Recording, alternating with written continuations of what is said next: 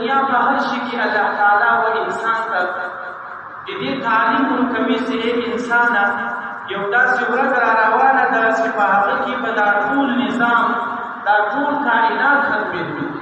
ځکه الله تعالی په قرآن کریم کې فرمایي چې کل من علیها فان ویبقى وجه ربک ذو الجلال والاکرام دا ټول کائنات به ختمېږي یوازې به ذات ته الله تعالی پاتې حضرت عائشہ رضی اللہ عنہا نبی کریم صلی اللہ علیہ وسلم ته فرمایي چې دا الله رسول کچيري و انسان ته د شهادت مقام نشي حاصل آیا دغه انسان حشر د شهدا سره کیږي کنه کیږي دا الله رسول په جواب کې وایي چې ای عائشه کم کس دی په ورځ کې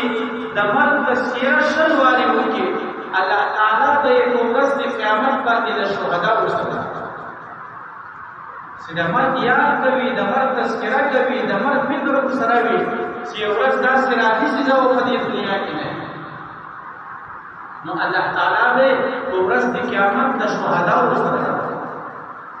نبی کریم صلی الله علیه وسلم ته یو کس راغی ورته فرمایي چې من اکیس الناس یا رسول الله د دنیا عقلمند انسان څوک ده چې تر ټولو پوه انسان وي الله رسول په جواب کې ورته وایي من اکثرهم ذکرا للموت د دنیا په انسانانو کې تر ټولو عقلمند انسان هغه ده چې د مرګ تذکره زیاته کړي او واکثرهم استعدادا للموت